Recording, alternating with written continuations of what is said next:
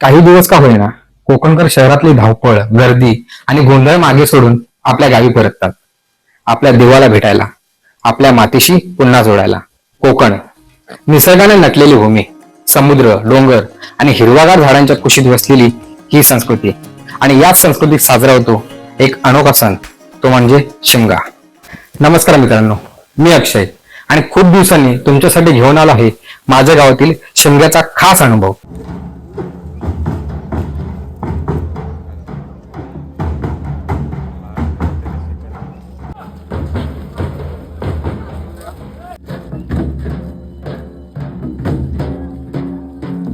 शिमगा म्हणजेच कोकणातील होळी. फाल्गुन महिन्यात येणारा हा सण वाईटावर चांगल्याचा विजयाचं प्रतीक मानला जातो. पण कोकणात शिमगा हा फक्त सण नाही, तो आहे परंपरा, लोककला आणि गावाच्या एकोप्याचा उत्सव. शिमग्याची सुरुवात गावाच्या पालखीने होते.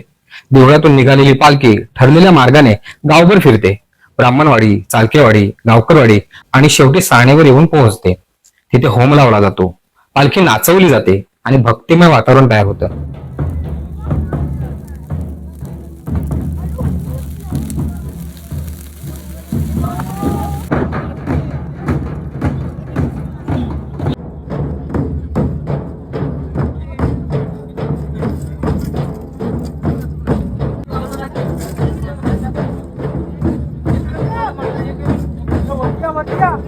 पालखी नाचवून झाली की साणेवर बसवली जाते.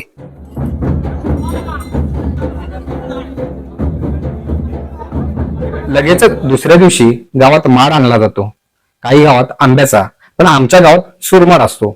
माडाची पूजा करून तोळाला सुरुवात करतात.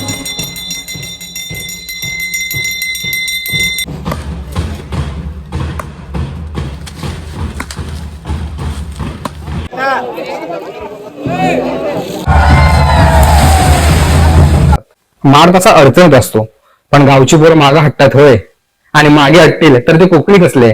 काट्यातून माड बाहेर काढला जातो.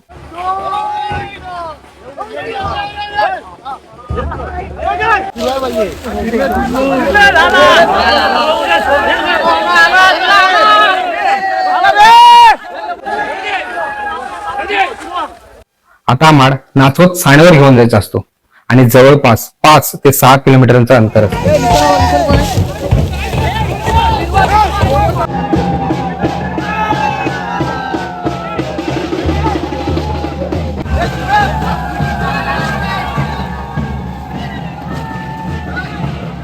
ढोल ताशांच्या गजरात, गुलालाच्या रंगात माड निघतो.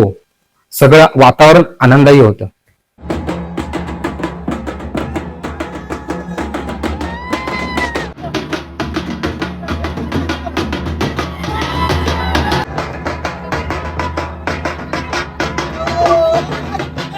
माड हा शुभदोष, समृद्धी आणि निसर्ग देवतेचे प्रतीक मानला जातो.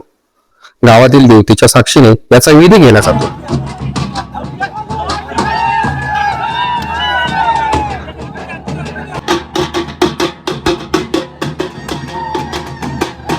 यंदाचा माड आगाराच्या चाडाने कर्दीच्या वागणातून वरती सापाट्यावर आला. शिमगा हा तसा 15 दिवसाचा सण, पण माडाचा दिवस हा गावातील तरुण मंडळींसाठी खूप आनंदाचा दिवस असतो.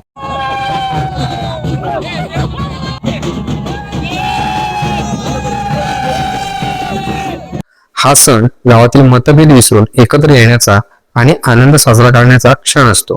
मुलांपासून वृद्धांपर्यंत सर्वजण यात सहभागी होतात.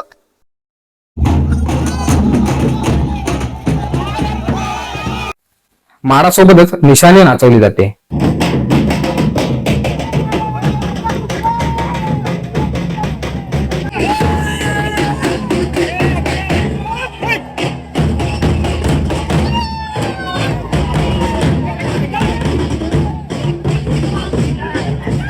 असा नाचवत नाचवत माड वरच्या वडीत त्याच्या मानाच्या जागेवरती येतो आणि ह्या मानाच्या जागेवरती माड भोवणी घेतो.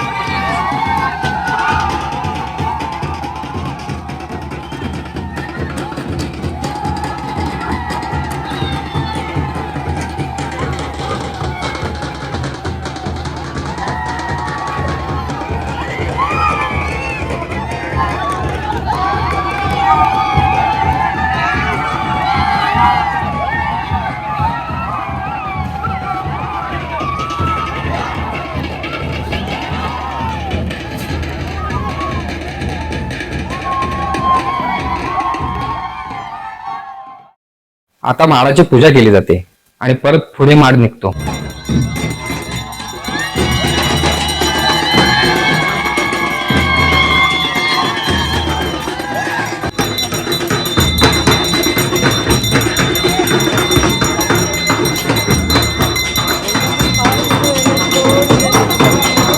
माड हे एक झाड नाही, तर आमच्या कोकणी लोकांचा एक देव आणि आमची श्रद्धा आहे.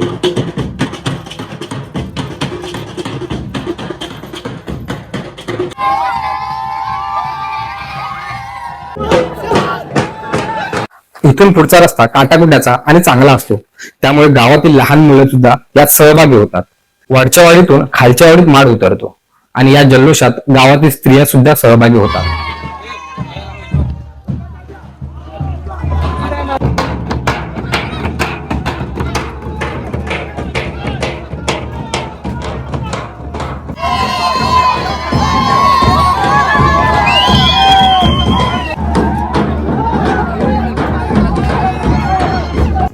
ढोल ताशांच्या गजरात माड पुढे जातो आणि जल्लोष वाढतो.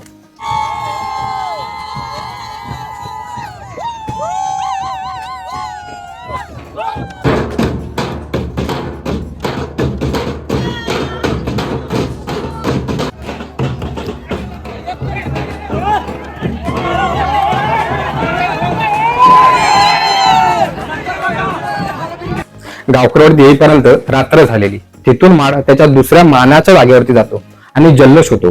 फटाक्यांची आतिषबाजी आणि गुलालाची उधळण करत माड साहणेजवळ पोहोचतो.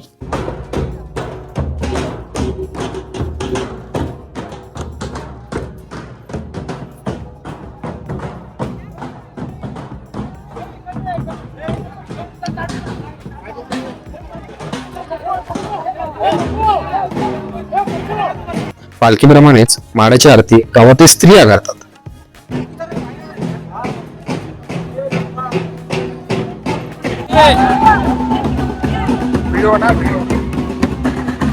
फटाक्यांच्या आतिषबाजीत माडाचं स्वागत साहनेवरती होतं.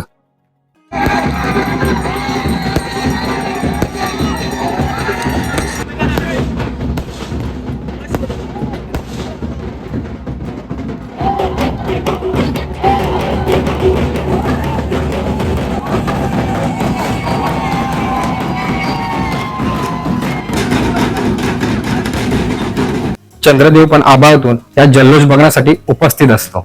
असा हा आमचा कोकणातील माड. साहणेभोवती फिरून माड त्याच्या जागेवरती ठेवला जातो. मग गावातील पोरं पालखीचं दर्शन घेतात.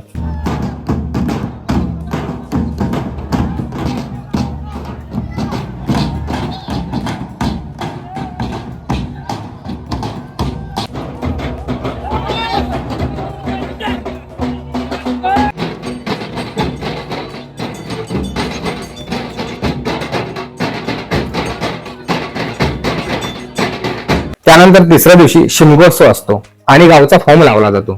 होम पेटवण्याची वेळ सकाळी 4ची असते, त्यामुळे रात्री होळी बांधायला सुरुवात केली जाते आणि सकाळी नैवेद्य दाखवून होळीभोवती 5 भोवणे फिरून होम पेटवला जातो.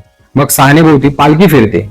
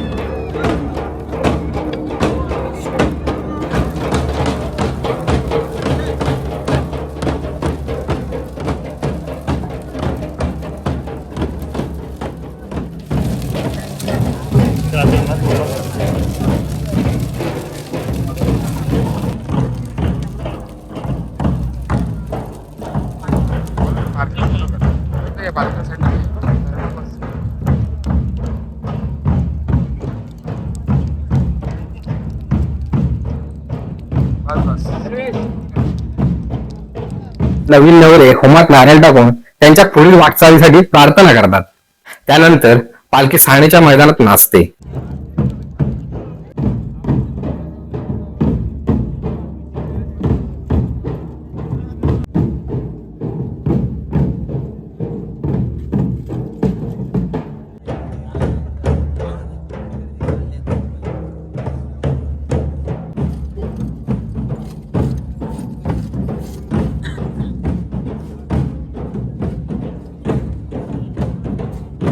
मग सकाळी सगळा गाव शिमगा साजरा करण्यासाठी सानेवरती जमतो आणि भक्तिमय वातावरणात शिमगा साजरा केला जातो.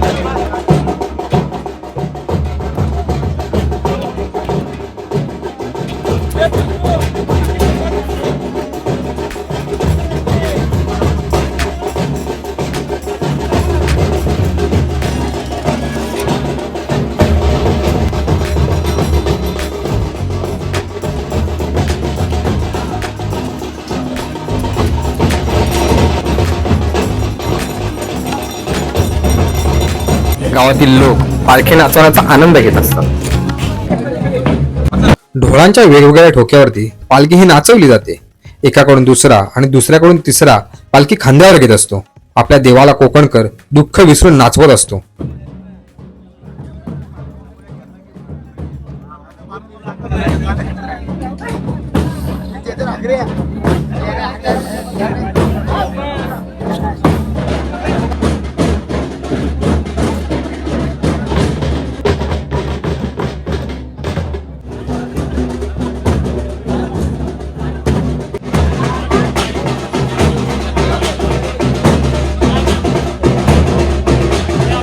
पालखी शिमग्यानंतर एक दिवस बैठी असते आणि गावात नमन फिरतं, म्हणजेच खेळे फिरतात. खेळे ही खरी एक कोकणातील लोककला आहे. हे खेळ गावात प्रत्येक घरात जाऊन आपल्या पालखीचे गुणगान गातात. गळ्यात माळ, डोक्यावर फेटा, हातात टाळ किंवा झांज आणि सोबतीला मृदुंग, उजवीकडे डावीकडे डुलता नाच करत हे म्हणतात की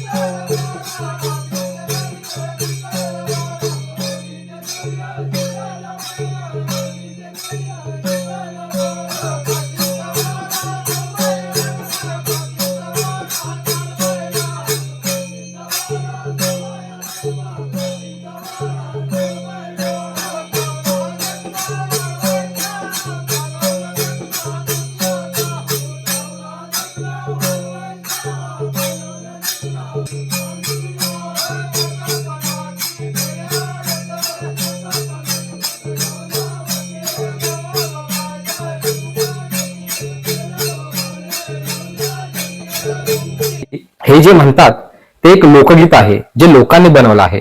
अशी ही लोकगीतं आणि ढोलांचा आवाज शिमग्यामध्ये माहोल आणतात. शेवटी घरातील पुरुष मंडळी या सगळ्यांना ओवाळतो.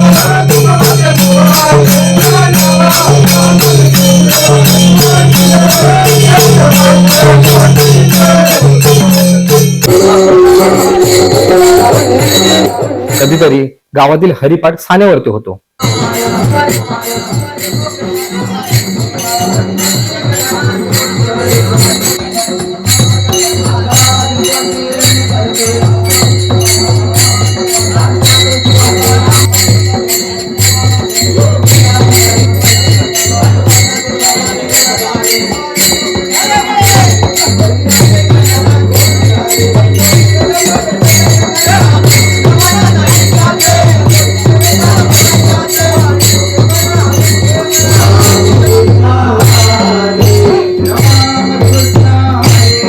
प्रत्येकाच्या घरी खेळ गेल्यानंतर पालखी जाते आणि मग पालखीला नवस बोलले जातात.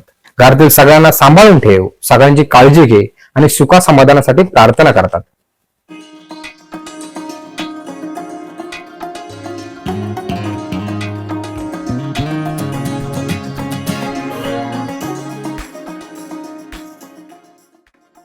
पालखी घरी आल्यावर पालखीची आरती घरातील स्त्रिया करतात आणि पालखीचे पाय दुधाने धुतले जातात आणि मग पालखी घरी जाते. देवळातील देव आमच्या घरी आम्हाला भेटायला येतो आणि हे भाग्य आम्हा कोकणकरांच्या नशिबी असतं.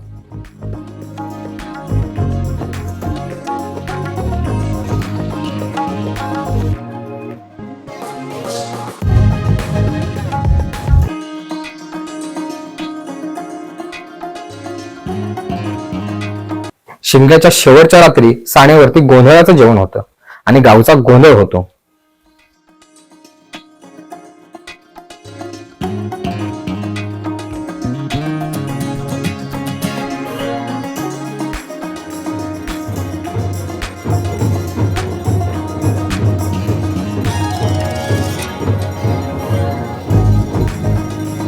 सगळे मार्ग आहे गणपती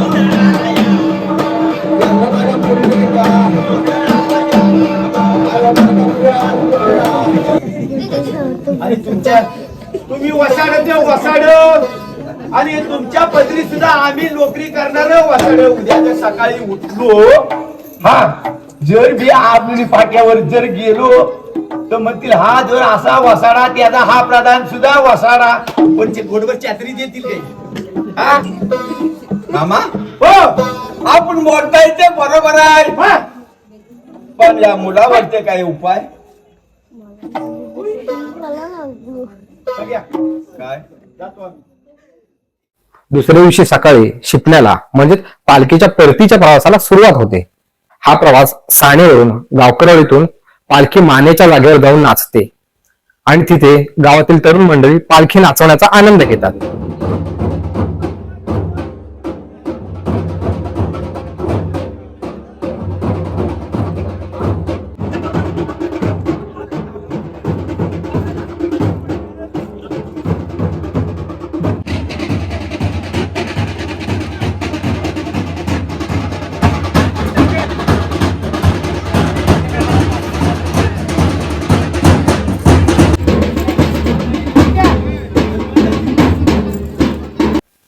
स्त्रिया तिथे पालखीचं दर्शन घेतात. नंतर तिथून पुढचा प्रवास उन्हातानातून सुरू होतो.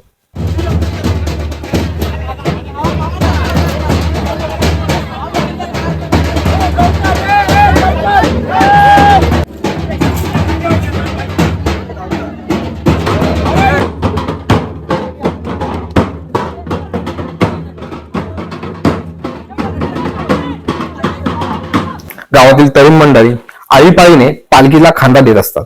ढोल ताशांच्या गजरात पालखीची मिरवणूक पुढे चालू असते.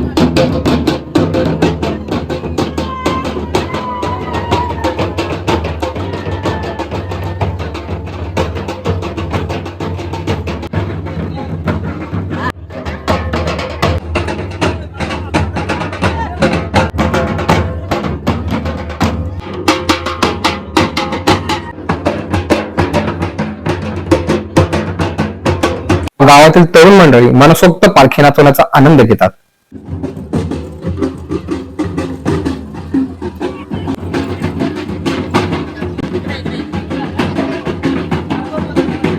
अखेर पालखी मंदिराच्या आवारात येते. थोड्या वेळ पालखी इथं नाचवली जाते आणि मंदिरात जाते. सगळे ग्रामदेवतेचं दर्शन घेतात.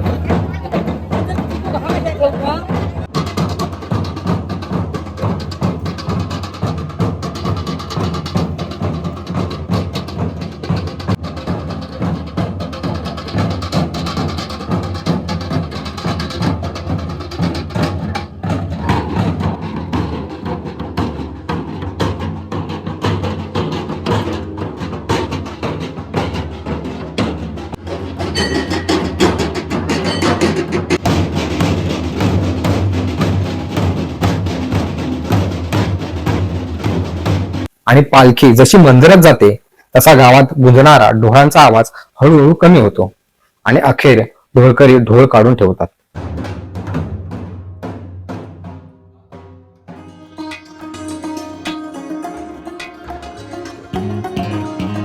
कोकणातील शिमगा म्हणजेच केवळ एक सण नाही, तो एक परंपरेचा उत्सव, लोककलेचा वारसा आणि एकोप्याचे प्रतीक आहे. आजही हा सण कोकणातील संस्कृती जपतो आणि पुढील पिढ्यांना आपल्या परंपरेची ओळख करून देतो. या ढोलांच्या आवाजाबरोबर गावातील शिमगा संपून चाकरमणी पुन्हा गाव रिकामं करून मुंबईला निघतात. हा होता कोकणातील शिमग्याचा एक रंगतदार प्रवास.